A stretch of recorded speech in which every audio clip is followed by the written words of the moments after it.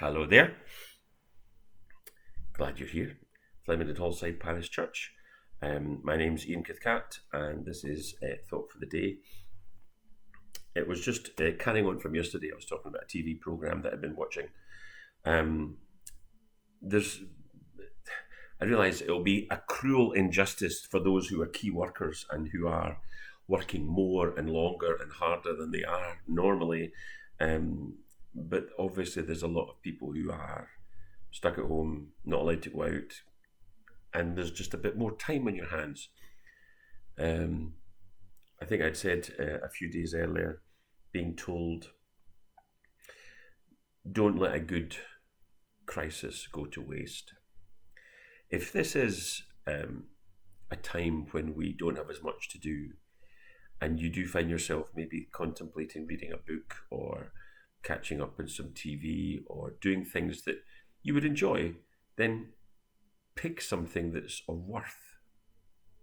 I don't necessarily mean something that's going to be overtly Christian. It might be that. But I just thought I'd share this on the basis that it's what I've been reading the last wee while. Robertson Davies. He's well known for trilogies. He's best known for 3 trilogies, but the one I'm reading is the Deptford trilogy. And I haven't got into. I'm just basically halfway through the first one, which is called Fifth Business. Basically, Robertson Davies was probably one of the foremost writers of the 20th century from Canada.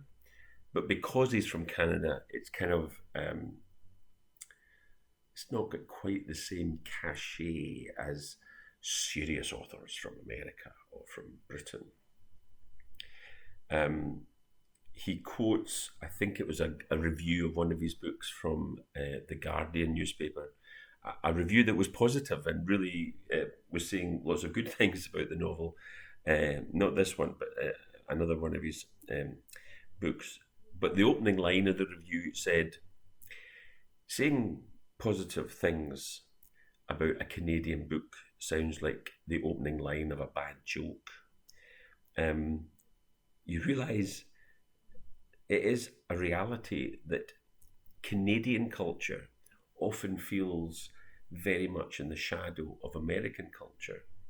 And as a consequence, one of the things I really like about the book is that it actually, there's lots of times when you can see, because I'm Scottish and therefore I'm reading it in the light where Scottish culture, which is obviously fairly kind of well manifest, it's not like it's stunted and ridiculous, it's real, but it is often in the shadow of the bigger cultural neighbour. So in other words, don't read the American book, read the book from the Canadian author, because often it will chime with you in a way that the American author wouldn't. You might be impressed by the American author, but the fact is it's a similar outlook. Don't read the Australian author. Get the one from New Zealand, because they have to deal with this same issue of the big cultural neighbour. And the reason why I like Robertson Davies is because, well, first and foremost, he's just a really, really good writer. And that's one of the things I recognise as somebody who reads books. And this is a terrible generalisation to make, but it's what I find is Christian books aren't always necessarily well written. Therefore, if you're saying to Christians, just read Christian literature, I mean, you don't actually read stuff that's always necessarily the best. I don't think I could say for certain that Robertson Davies is a Christian. Life and church life generally is presented, I would say he psychoanalyzes it really, really interestingly. So there's a lot, it's not like he's constantly putting forward statements from Carl Jung, but it's that kind of lens through which his viewpoint comes. But he's a sufficiently inventive and just enjoyable wordsmith that he makes things just come alive. But the Deptford trilogy is a series, 3 novels, all focused on this small town called Deptford. And so it's that all the various books are about essentially life in a small town with its many and varied characters and the kind of things that happen. Um, One of the reasons why Christians will often recommend Robertson Davies is because he's very, very shrewd at looking at the differences between the Episcopalians, of which there are several in Deptford, and the Methodists and the Baptists, and the Baptists, Mrs. Dempster, jinx, and then, of course, the Presbyterians. And he's got this, because he comes from Presbyterian stock, there's lots of times when it is really quite enjoyable just to see what I would say the laugh out loud kind of really funny lines of one denomination trying to outdo another, or just the assumptions that you make because they are Catholics, or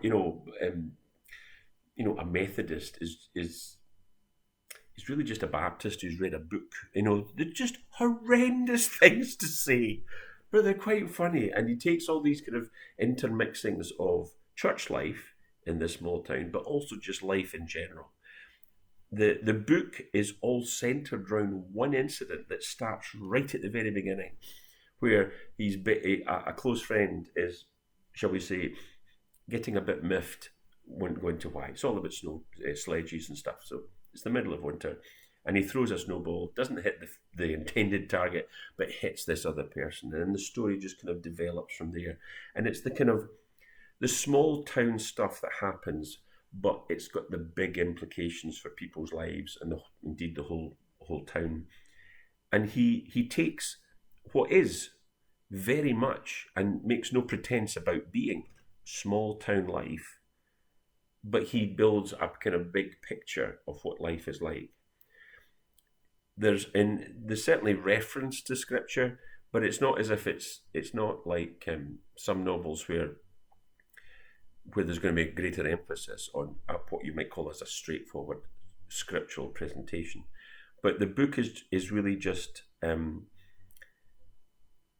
it creates a world, and it's just really, really nice to visit and to see how the various characters are getting on.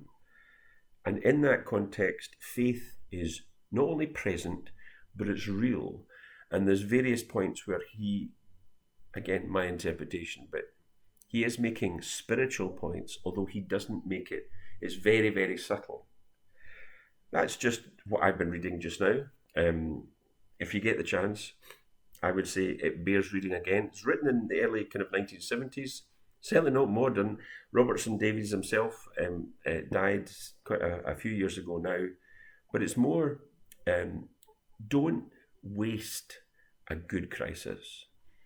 If this is a frustration and a difficult time for you, what is it that you could do to maximise the benefit for you, for your own personal faith, and indeed for you to help build the kingdom that God gives you the opportunity to build in this life? What would it look like for you to simply benefit from staying in a book for the next 2 or 3 weeks? What book would that be? What should it be? Might not be this one, but if it's not this one, what do you need to address? Is there a book that you want to read but you don't know, you want to know what it kind of covers? Then put it down in the comment section. What books are you reading? What books do you think you should read? Or questions as to, I want to read this kind of thing, but I don't know what would be a good book and what would be a bad book, that kind of idea. Just one of the things I think we're supposed to do with lockdown is absolutely hand it back to God and say, what do you want me to do with it? So whether it's watching stuff on television that spiritually challenges you, or whether it's reading stuff that's going to make you just look at your faith and your world differently, what would that be? There'll be another programme tomorrow, and there'll be another book after that. So I'm doing 4 of these. Please don't just let me prattle on. You tell me what you're reading and what you're watching. Above all else, whatever you're doing, go with God, because I definitely know He goes with you. See you soon. Bye-bye.